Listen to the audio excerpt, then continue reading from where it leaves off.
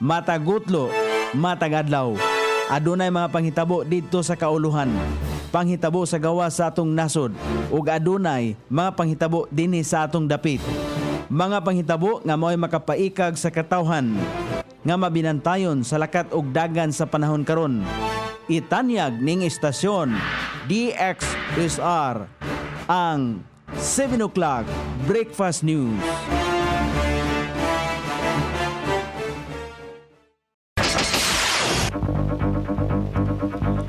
Higala, kumusta? May buntag Iligan, may buntag Mindanao, may buntag Pilipinas. Adlaw nga Biyernes karon pizza 27 ni buwan sa Setyembre ning tuiga 2024. Sangan sa ato station manager Pastor Ruben Solapas kini ang inyong KSR Kabisaya Nonay B. Ang matod sa hanay sa balita sa alas 7. O karon sa uluhang tudling sa atong mga balita, Barangay Palao, Best and Both Agri-Trade Fair. Andam na ang Lanao del Norte, ang Misamis Occidental alang sa inauguration sa makasaysayanong Panggil Bay Bridge karong adlaw. Mga mananaw sa street dancing giabisuhan kon asa moagi. Mga idaran og mga masakiton sa kabaksanan giduaw sa Oplan bisita.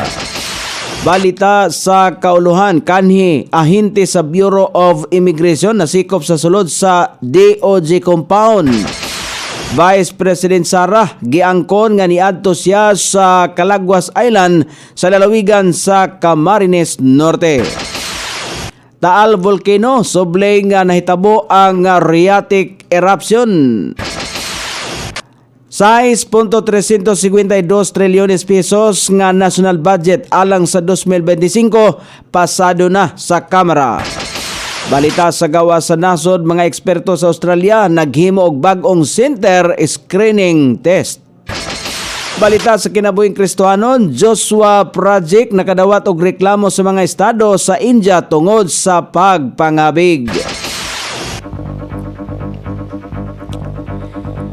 Kini ang uluhang tudling sa atong mga balita nga dalit kanato ning istasyon DXSR 106.7 sa inyong FM dial. Ang bugtong radyo sa dakbayan siligan nga nagsibya sa balang kasulatan, pinasubay sa inspired and preserved, not simply dictated King James Version sa Anchor Broadcasting Corporation.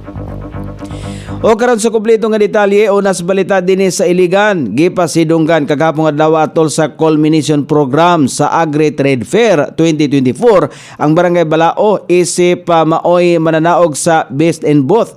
Gisundan kini sa Barangay Rogongon isip ikaduhang dapit og ang third o ikatulong dapit mao ang Barangay Mayahay. Sumala pa ni Mary Ann Billy ang city agriculturist nga buhi pa ang negosyos og agrikultura sa dakbayan siligan sama sa gikalatid sa IDG number 2 nga kusog nga industriya sa agrikultura og kalambuan sa kamerkaduhan. May namduman nga niadtong Setyembre 13 ning tuiga giabrihan ang Agri Trade Fair og natapos kini kagahapon adlaw apan padayon ang ilang pagpamaligya og pagdisplay sa ilang mga produkto hangtod sa Oktubre 15 ning tuiga. Kini ang kalihukan gipasiugdahan sa City Agriculturist Office inubanan sa Iligan Investment Incentives and Promotion Center og Department of Trade and Industry. Andam na ang Lanao del Norte og ang Misamis Occidental alang sa inauguration sa makasaysayanong Panggil Bay Bridge karong adlaw Setyembre 27 karong buntag.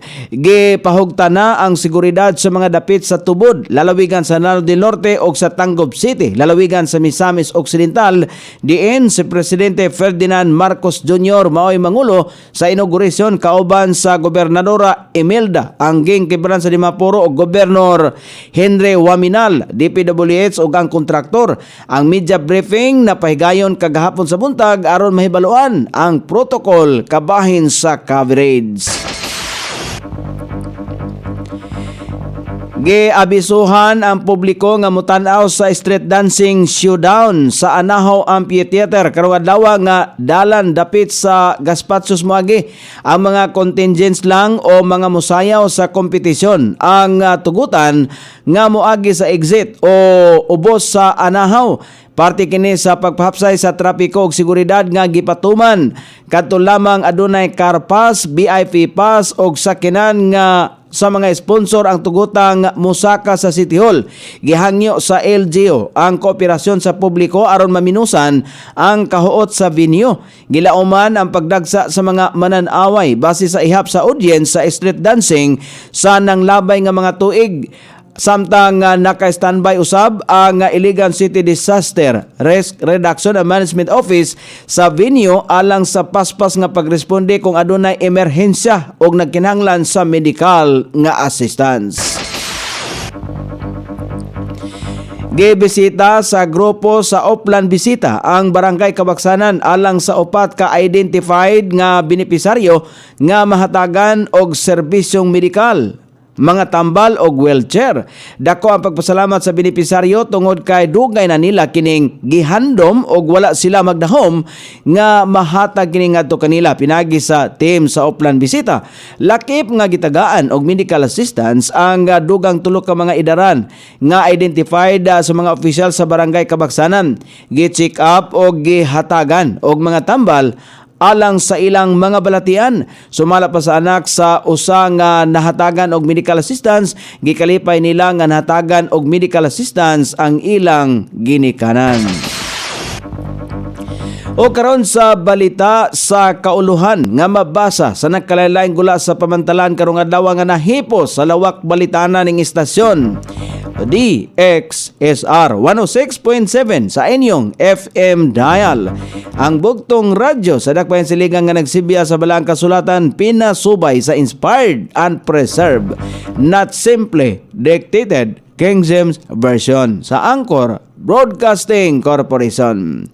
Gikumpirmar sa Department of Justice ang pagkasikop sa usa ka kanhi ahente sa Bureau of Immigration sa sulod mismo sa Justice Department compound sa kasong scamming. Sa usa ka pulong balitaan gibutyag ni Justice Secretary Jesus Crispin Remulla nga ang suspect ang adunay sakit sa pangisip o nagpaila isip ahente sa BI luyo sa iya ang pagkatangtang sa serbisyo. Sumala pa kang Remulla, nagpa-selfie pa kini uban kaniya samtang nakuhaan usab kini og dili lisensyadong pusil. Pagpatinaw pa ni Remulla nga daghan og nakaila sa suspect sa sulod sa DOJ, hinungdan nga suhito kini sa sistema. Magatubang ang suspect karog sa kasong adunay kalabutan sa illegal possession of firearms. Wala usab gitumbok sa kalihim kung unsa ang partikular nga aktibidad. Ang gikalamigitan sa suspect hinungdan nga kini gisikop sa mga otoridad. Gikumpirmar ni Vice President Sara Duterte nga niadto kini sa Calaguas Island, Camarines Norte niadtong Lunes, Setyembre 23 ning tuiga. Sa pulong balitaan kagahapon gisulti ni Duterte nga gibisita niya ang nasod lugar aron tan-awon ang sitwasyon sa mga residente. Target usab sa ilang opisina nga makatumbok ang mga matumbok ang mga problema ang giatubang sa pagkakaron. Sumala pa sa kaduhang presidente, lakip sa mga yango-ngo nga gipadangat ngadto kanila mao ang problemang medical facility, internet access, pagkawalay kuryente og access sa limpyo nga ilimnong tubig. Punto pa ni Vice President Sara Duterte nga buntag pa lang may pahawa na kini sa Calaguas Island sa susamang oras. Dugang pa niya nga walay nahitabo nga pagdungog sa kamera. Dugang pa niini nga wala po'y hearing pasado alas 6 sa buntag. Base sa report sa Benson's PNP, banda alas 6:28 sa buntag niadtong Lunes diha nga mipahawa ang grupo ni Duterte sa Calaguas Island o nakaabot kini sa Benson sa naasoyng kabuntagon kon asa gikatakda ang hearing alang sa opisina sa kaduhang presidente. Gikompirmar sa Philippine Institute of Volcanology and Seismology, PHIVOLCS, ang pinakabag-ong rheatic event gikan sa Taal Volcano kagahapong adlaw na sinatian kagahapon alas 12:39 sa kautuhon base sa record sa Taal Volcano Observatory nga ana sa barangay Buko, Talisay, Batangas. Natala ang 2,400 metros ang gitas-on sa plume gikan sa Taal Volcano Island. Sa pagkakaroon nagpabilin paghihapon kini sa alert level 1 nang nahulugan kini nga gidili gayod ang pagsulod sa mga katawhan sa danger zone area tungod kay posible paghihapong masundan ang pagbuga sa aso og abo. Gawas panini adunay nasigpatan usab nga pagpamurot sa bulkan nga usa ka indikasyon sa padayon ang naasoyng abnormalidad. Giaprobahan na sa House of Representatives ang 6.352 trilyones pesos nga national budget alang sa tuig 2025. Ang naasoy pag-aprobar usa ka adlaw human na sertipikahan kini ni Presidente Ferdinand Marcos Jr. nga urgent. Adunay kinatibuk ang 285 ka mga kongresista ang mibutar nga mipabor sa House Bill 108800 o giila isip an act appropriating fund for the operation of the government of the Republic of the Philippines. Samtang tutulo ka mga kongresista usab ang miboto batok sa nasong balaod ng budget sa iyang pagpakigpulong. Gipasalamatan ni House Speaker Ferdinand Romualdez ang susamang mga magbabalaod tungod sa pagpasar sa budget. Gipamugos nini nga mahinungdanon ang nasong budget alang sa pagpundo sa mga nagunang proyekto sa gobyerno sama sa infrastruktura, human ug social development, environmental protection, technological innovations ug sustainable development. O karon sa balita sa gawa sa nasod, naghimo og bag-ong cancer screening test ang mga genomics researcher sa nasod sa Australia aron nga mailhan kon ang isa ka tawo adunay cancer o wala. Sumala pa sa mga eksperto, mga alternatibo kini nga pamaagi sa biopsy diin mao ang gamiton aron mahibaluan kon adunay skin cancer. Ang nasong pamaagi mo gamit og microneedles nga dili masakitan ang pasyente. Sa kasamtangan ana pa sa nasong screening test sa trial apan na pagkasulayan pa ang accuracy niini sulod sa 6 ka bulan hangtod sa usa ka tuig. O karon sa balita sa kinabuhing Kristohanon, gireklamo sa 4 ka estado sa nasod sa India ang Joshua Project nga gipanguluhan sa mga Kristohanon. Sumala pa sa mga estado nagreklamo batok sa proyekto. Naghimo ang nasong proyekto og forced conversion ngadto sa mga Hindu. Ang Joshua Project mao ang usa ka proyekto diin naghipos lamang kini og mga listahan sa mga Kristohanon o kasimbahanan nga dili dali maabtan sa ebanghelyo. Sumala pa sa mga naasoyng reklamo ang mga akusasyon gisolsol mismo sa kanhi miyembro sa Joshua Project nga nagbulgar sa trabaho o kalihukan sa naasoyng organisasyon. O karon sa kahimtang sa pagbanabana sa dagan sa panahon, ang sentro sa tropical depression nga Julian gibanabanang aniya kini mahimutang sa gilayong 535 kilometros sa silangang bahin sa Itbayat, Batanes. Nagdala kini og gikusgon nga hangin nga 55 kilometros matag oras nga dunay pagkuso-kuso nini nga 70 kilometros matag oras. Nag-irog kini sa kasagpang bahin sa gikusgon nga 15 kilometros matag oras.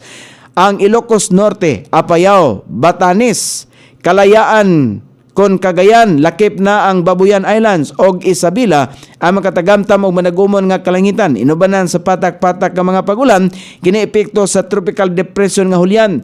Samtang ang Metro Manila ug ang ubang bahin sa nasod lakip na ang Mindanao ang makasinati gihapon og madag-umon nga kalangitan. Inubanan sa patak-patak nga mga pagulan labi na panahon sa kapunon ug sa sayong taknas kagabion kini epekto sa localized thunderstorm.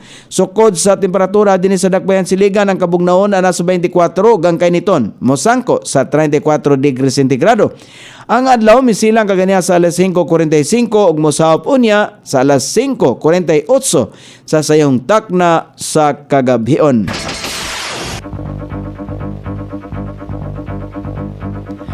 Inyong nabati ang kinatibuk ang hanay sa balita sa alas 7 nga dalit kanato ning istasyon. DXSR 106.7 sa inyong FM dial. Ang bugtong radyo sa dakbayan siligan nga nagsibya sa balang kasulatan, pinasubay sa inspired and preserved, not simply dictated King James Version sa Anchor Broadcasting Corporation. Sangan sa tigsuwat sa atong balitang international o sa kinabuhing Kristohanon, pit dyan sa balitang lokal, Coney Island. Sa ato station manager, Pastor Ruben Solapas. Kini ang inyong KSR Kabisaya. Nonoy B, magpasalamat ug mingon.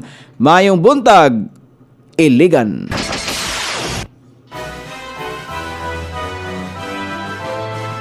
Inyong nabati ang 7 o'clock breakfast news hangtod na usab og mga adlaw sa samang takna o sa samang istasyon. Daghang salamat sa iyong pagpaminaw ug maayong buntag.